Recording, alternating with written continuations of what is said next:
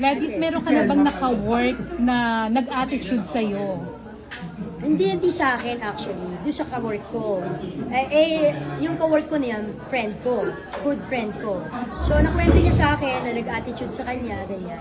So, nagkataon magkakasama kaming tatlo sa isang show. So, nung nalaman ko yon, sabi ko, kailan ko makakatrabaho yan? So, bago pa kami nagka-eksena, nakarating na sa kanya. Siguro sinabi ng mga staff na nakarating sa akin na yung good friend ko inatitudean niya.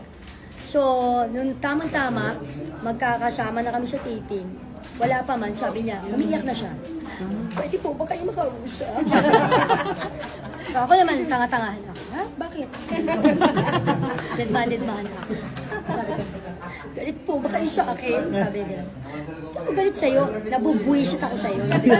Ba naman yung galit, di ba? Pag galit, mabigat na. Ba naman yung buisit ka? Kasi syempre, halimbawa, hindi mo kasi gagawin na pag may ka-eksena ka, tapos nagkakamali yung ka-eksena mo, hindi ka iikutan mo ng mata or magme-make face ka or kasi ang mangyayari mo, lalong kakabahan yung ka-eksena mo, di ba? You have to show your support, di ba? Hindi naman sa lahat ng pagkakataon perfect ka, hindi ka magkakamali. Pwede rin mangyari sa'yo yun eh. Sabi ko nga, I've worked with Ate V, with Ate Guy, with Ate Shawi, with Inay Maria. Hindi ko sila nakita na gumanon. Kahit sa talent, hindi nila ginanon. So, ikaw, di ba? Dapat hindi ka ganon doon sa ka-eksena mo. Yun.